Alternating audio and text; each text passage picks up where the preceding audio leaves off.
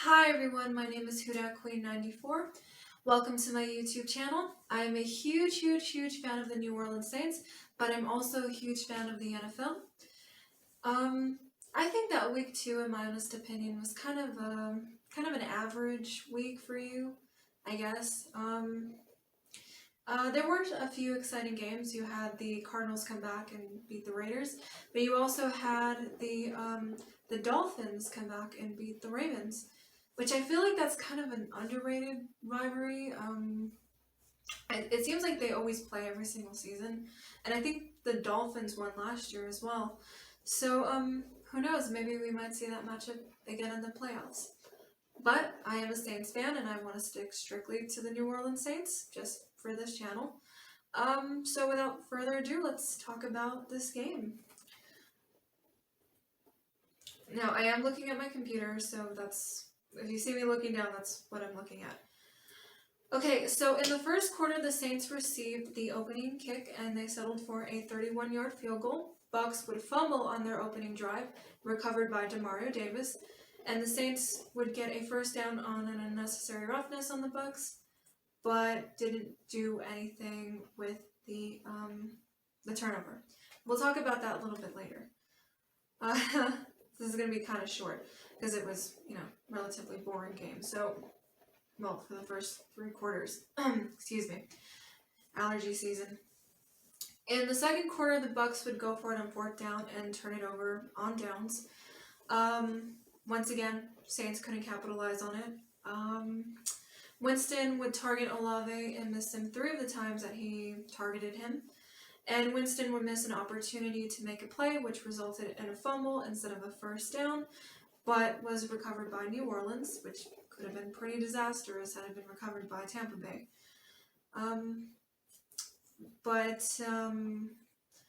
We'll talk a little bit about that a little bit later. The Saints would lead the Bucs 3-0 going into the half.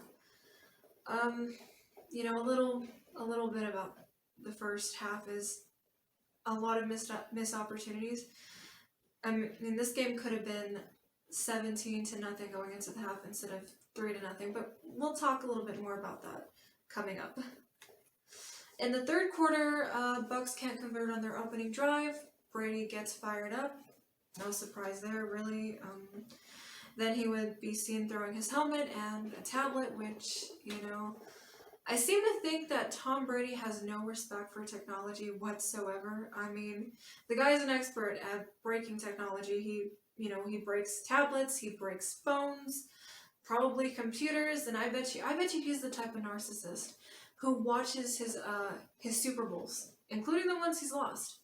And every time he sees the ones he loses, probably throws his remote at the TV and probably breaks that too, because he's such an expert on breaking technology. So, but that's Tom Brady for you, That's everybody's GOAT, so to speak. But we'll get more on him a little bit later. Let's see. Winston once again tries to pass the ball to Olave with no such luck. Suckup would kick a 47-yarder to make it a 3-3 game. Saints would finally get a drive going, and they established a run, and then Ingram would fumble the ball at the 20-yard line in the red zone. Turnover, Bucs get the ball back. It's not looking that great for him, but a little bit more on him just a little bit later. Just bear with me. But to turn it over on such a productive drive, just, Now we get into the fourth quarter, and I think the most expected thing happened, whatever that means. 12 men on the field gives Bucs a new set of downs. Shortly thereafter, the fight breaks out. Now, I reviewed the tape. I did. And I have to say, I think that Brady was the instigator, because he always is. This whole thing started because of Tom Brady, and Tom Brady's inability to keep his mouth shut. I mean, seriously, who wouldn't be fed up with that? I mean, I don't know what was said, but I really, truly believe Tom Brady is the reason for that fight. Of course he is. What am I saying? Yes, he was. Tom Brady does nothing but complain and whine and throw temper tantrums. He has total BF moments. Now, I'm not going to say what a BF is on this channel, but if you've ever seen White Chicks, look up BF and you'll know exactly what I'm saying. Yes, I'm a millennial, so, yeah. So, Tom Brady and I guess Marcus may get into it, and, Lattimore was there. Fournette puts his hands on Lattimore. Lattimore puts his hands back, retaliates. That's what got him tossed. You can't retaliate. Unless, I mean, the first guy, if he throws a punch, he's out. But you cannot retaliate. All of a sudden, Mike Evans just decides to just show up and just, throw Lattimore to the ground. As I mentioned in my last video, super bad bromance. I say it sarcastically. And then him and May get into it, so there's a scuffle, there's a fight. Both Evans and Lattimore are tossed. And, that's the thing about Mike Evans. Mike Evans said something really dumb, like, I don't know, that's Tom Brady, what do you want me to do? Or something along the lines of, that's Brady or something, right? That's the stupidest thing I think he could possibly say. I mean, first and foremost, Brady doesn't need anybody to come to his defense. It's Tom Brady, The refs do his thing for him. So I don't even know what Mike Evans is thinking. It's not the first time he's gotten, ticked off and heated where he, throws somebody. Didn't he do that same thing to Lattimore a couple years ago? He did that to somebody. I guess it was Lattimore. But it's not the first time, so Mike Evans needs to chill. He needs to chill out. But that's just dumb. Why would you risk? First and foremost, you're the number one receiver, and you're the only one that's really out there because Godwin's not in there, and neither is Julio Jones, and you literally put yourself in a position where you get ejected and you get suspended, which rightfully so. He deserved it. But I mean, that's just dumb to say, oh, well, it's, that's Tom Brady for you. And people were defending it like, no, don't defend it. Why? That's dumb. It's a 3-3 game, So why are you defending it? It doesn't make sense to defend that. But, that's he has to pay the price, So I just, I've always been indifferent about Mike Evans, but man, now I can't stand him either. But all for what? Tom Brady, a 45-year-old man with severe mental problems that he thinks he's such a narcissist that he had to come back another season. What more does this man have to prove? Seriously, 22, 23 seasons? Who isn't fed up with his moaning and crying on the field? It's sad. He's 45. I don't see, there are rookies that are 20 that don't do that. So, and don't say, well, he's the GOAT. So, I don't think that he deserves that entitlement. But, he's one of the most entitled people, if not the most entitled person in the NFL. But I hate Brady. As I mentioned, bona fide Tom Brady hater here. But, I can't with that man. I'm gonna stop ranting, I promise. But, going back to the game, Jameis Winston goes long and throws a terrible pick, which results in a touchback. Then a very questionable personal foul is called on Bradley Roby, and the Bucs are awarded a new set of downs plus 15 yards. I think that this is a prime example of the refs bailing Tom Brady out because I think it was a third down, and then they got the personal foul, which I saw it.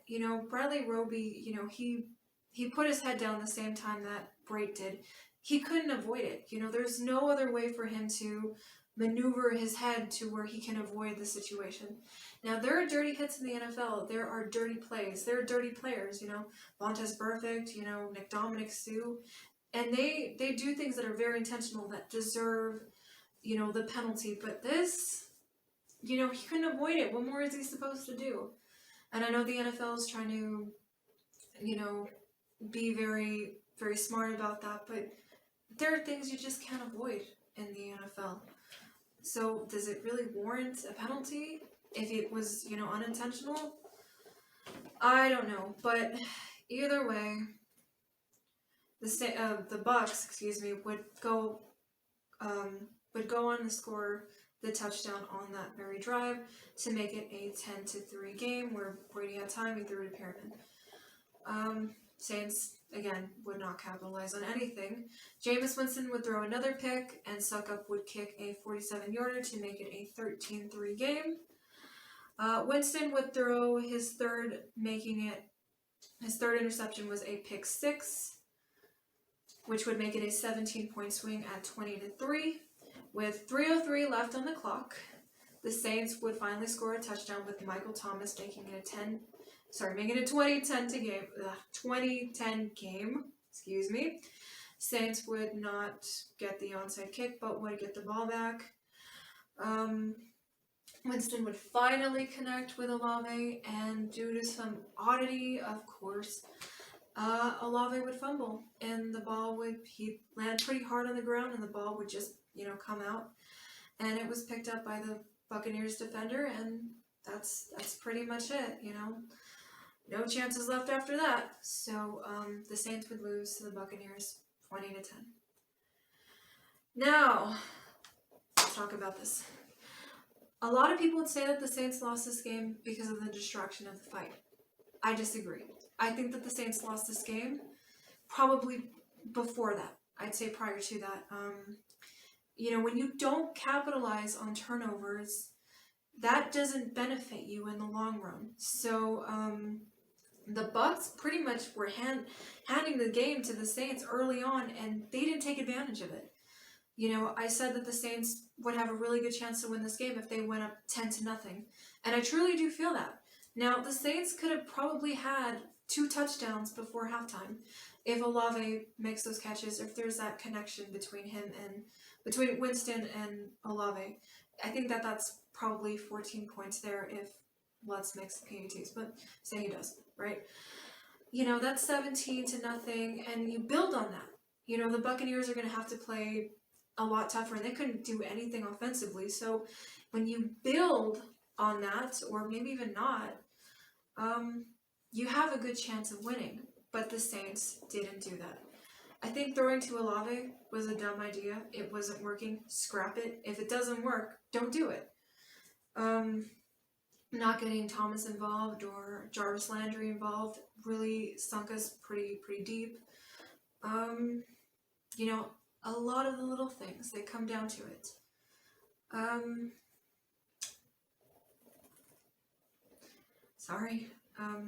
Winston. Now I have to talk about Winston. So, early on, Winston had an opportunity to make a play by getting the first down. He had 4 or 5 yards in front of him to make the first down, and he didn't take it. He just stood there waiting for somebody to get open. Jameis Winston needs to know that if nobody's open and you have an opportunity to make the first down, you run, you go for it. I don't know why he was just standing there in the pocket. And on his blind side, here comes the Bucs defender, gets that out of his hands, and there's a fumble. Saints, one of the offensive linemen,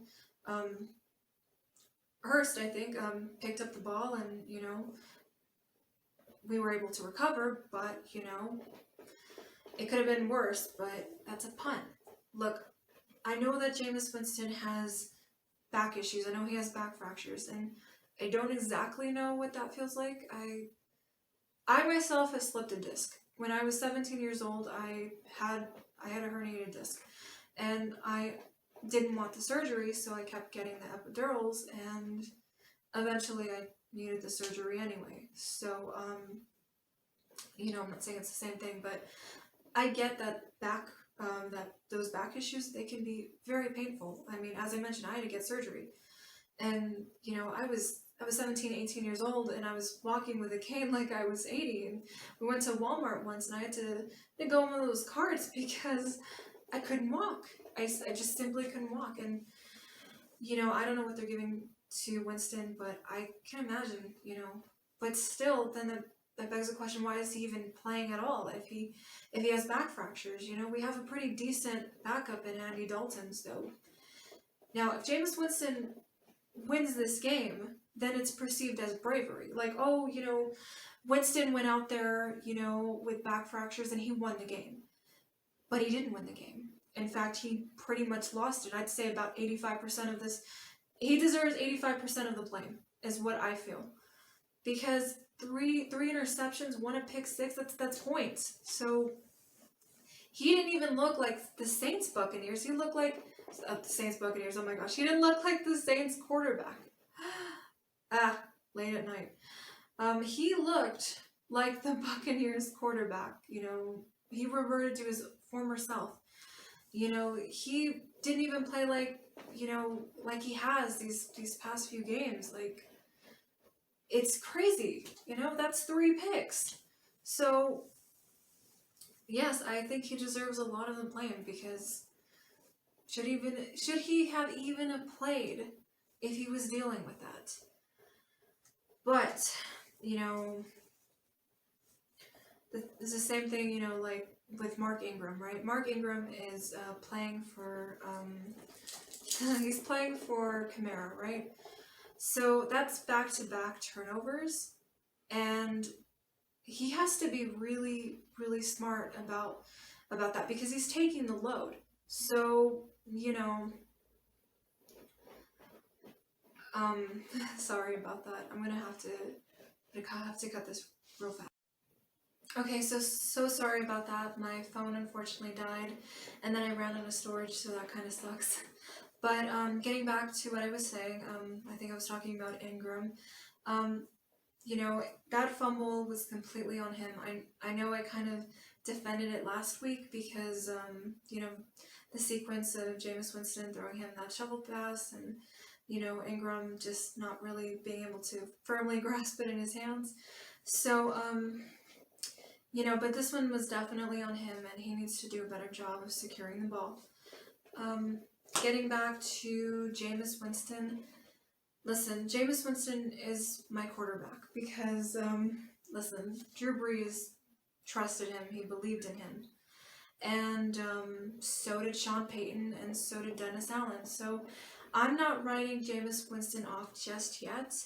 But if I see that he can no longer play and that he really shouldn't be playing at all, or, you know, he's throwing several interceptions, then I'm going to say, okay, maybe it's Andy Dalton time.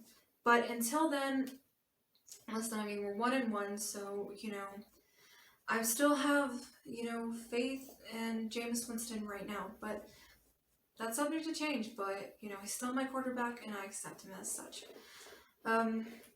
Overall, I do think that the Saints probably could have won this game. And that's what sucks about this loss is when you have an opportunity to win a game and you don't capitalize on those opportunities. It's different if you get dominated by, you know, your opponent, but we didn't. And we did a good job defensively because we did contain Fournette to 65 yards. We also contained Brady to less than 200 yards at 190. Mike Evans only had 61 yards. So defensively, we pretty much did our job until we couldn't do our job anymore, right?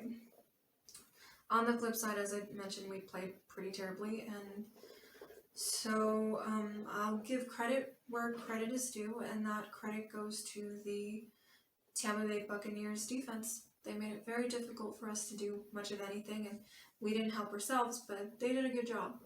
I'm probably not going to give credit to that offense because I didn't see anything spectacular about it. As I mentioned, we held them to pretty much nothing in the first half, which I said the Saints would win by 3, and I mean, technically speaking, in the first half, it was 3-0, so I wasn't completely wrong. But, yeah, just, I hope that the next time we play the Buccaneers that it is a complete domination, really, because I cannot stand that offense. Probably one of the most annoying offenses in the entire league. One of the most entitled offenses in the entire league, but, you know me. Don't get me going on that. Okay. So we're going to move on to the Panthers and the Saints game. So I watched the highlights of their games, and just to get an idea of what we're dealing with. And I'm going to say something that probably not a lot of people say.